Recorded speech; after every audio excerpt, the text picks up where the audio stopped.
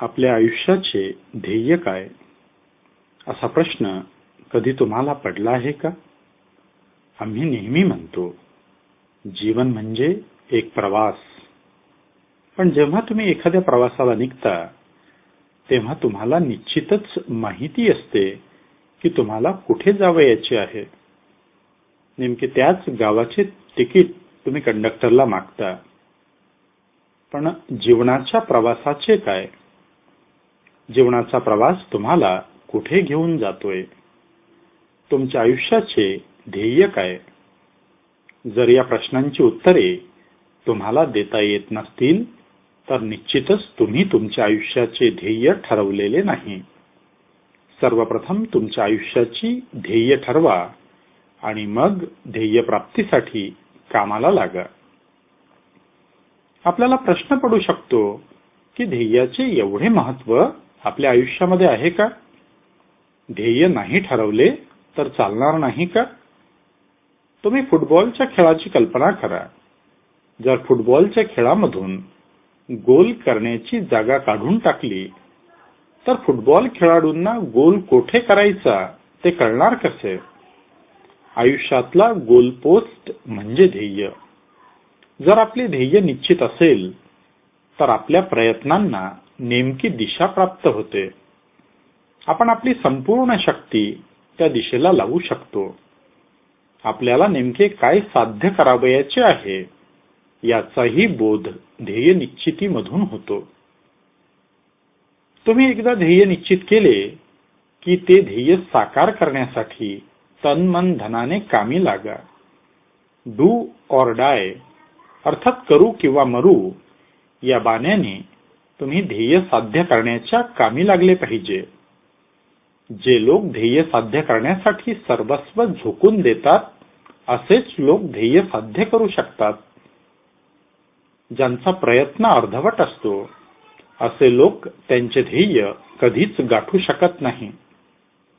ध्येय साध्य करण्यासाठी तुमचा प्रयत्न नेहमी 100% असला पाहिजे, तरच तुम्ही ध्येय साध्य करू शकाल.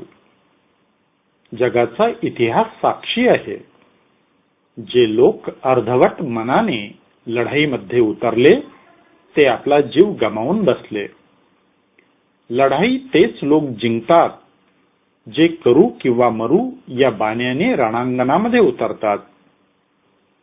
पळपुटा सेनापती ज्याप्रमाणे लढाई जिंकू शकत नाही त्याचप्रमाणे ध्येयाशी एकनिष्ठ नसणारा मनुष्य ध्येय गाठू शकत नाही.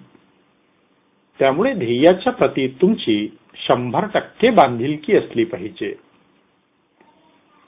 ध्येय प्राप्तीची वाट नेहमी खडतर असते. तिच्यामध्ये अनेक अडचणी असतात आणि सोबतच तुम्हाला ध्येय पथावरून विचलित करण्यासाठी प्रलोभनेही असतात. उदाहरण देऊन सांगावयाचे झाल्यास, जर एखाद्या विद्यार्थ्याने 10वीच्या परीक्षेमध्ये 95% गुण प्राप्त करण्याचे ध्येय ठेवले असेल तर त्याच्या या ध्येय प्राप्तीच्या मार्गात आळस, कंटाळा यासारखे अडथळे येतात.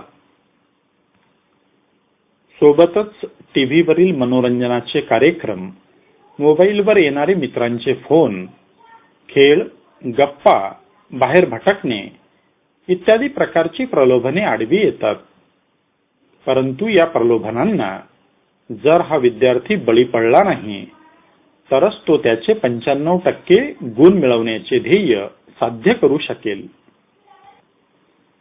जर तुम्हाला निश्चित केलेले ध्येय गाठावयाचे असेल तर सर्व सुखांचा आणि प्रलोभनांचा त्याग करावाच लागेल.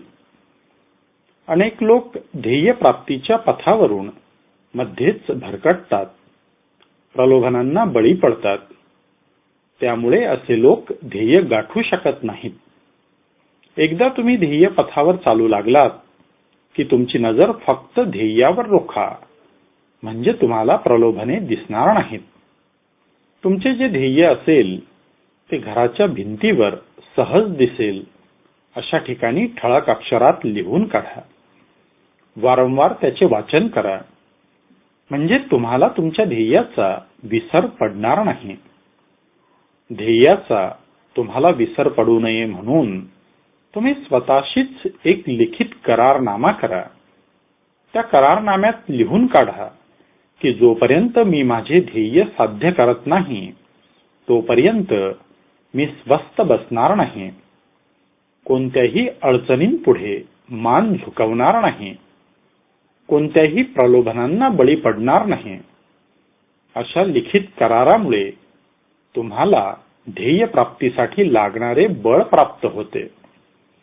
मार्गात कितीही अडचणी आल्या तरी ध्येय पथावरील तुमचा प्रवास अविरत चालूच ठेवा. असे सांगणारी शक्ती म्हणजे इच्छाशक्ती.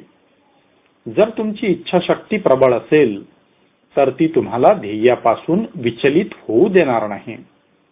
मार्गात दगड आणि काटे येतील, पण तीव्र इच्छाशक्तीमुळे तुम्ही ध्येय पथावरून विचलित होणार नाहीत. जगामध्ये महान लोकांनी मोठी मोठी कार्ये करून दाखविली आहेत, ती केवळ प्रबळ इच्छाशक्तीच्या बळावरच. आकाशामध्ये उडणारा पक्षी केवळ पंखाच्या बळावर उडत नसतो, तर तो त्याच्या इच्छाशक्तीच्या बळावर उडत असतो. अशी जर प्रबळ इच्छाशक्ती तुमच्या ठायी असेल तरच तुम्ही ध्येयाच्या दिशेने उड्डाण करू शकाल. मंजिलें उन्हीं को मिलती है जिनके सपनों में जान होती है. मंजिलें उन्हीं को मिलती है जिनके सपनों में जान होती है. सिर्फ पंखों से कुछ नहीं होता, हौसलों से उड़ान होती है. एम भाग 1. उर्वरित पुढील भागात. राजेश खवले यांचे आगामी पुस्तकातून.